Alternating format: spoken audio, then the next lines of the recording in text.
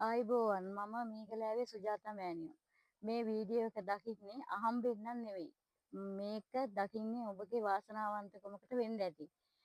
මේකෙදී වෙන්නේ ඔබගේ ගෙදර ස්වාමියා හෝ බිරිඳ විවාහ වුණ කෙනෙක් හෝ විවාහ වෙන්න බලාපොරොත්තු වෙමින් ඉන්න කෙනෙක් හෝ දෙන්න අතර ප්‍රශ්න ගැටලු තියෙනවද? වෙනත් අනියම් සම්බන්ධතාවයක් පවතිනවා කියලා සැකයක් තියෙනවද? එහෙනම් මෙන්න මේ දේ කරන්න.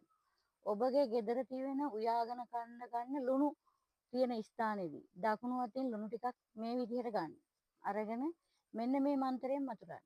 ඕන් නමරබ්‍රාඩි සංකාලි හිං හිං යම් යම් භූතකාලි අභූත දේවි පිස්සුගිනි කාලි වරවර දිස්ති මදන මොහිනී වරවර අන්ධ දේවි වරවර තොටගිනි යක්ෂණී වරවර තිලම්බ්‍ර පත්‍රකාලී වරවර නම. මෙන්න මේ මන්ත්‍රයෙන් 7 පාරක් මතුරන්න. මතුරලා ගැහැණු කෙනෙකුට අවශ්‍ය නම් ගැහැණු පොල් කටුවක්.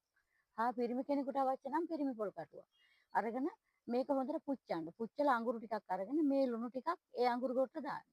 දාලා දින 3ක් මේ විදිහට මේ හවස් වරුවක මැදියම් හවස් වරුවක මේ විදිහට පුච්චලා බලන්න. මේ දේ කරලා බලලා මේකේ ප්‍රතිඵල වීඩියෝ එක යටින් සඳහන් කරන්න.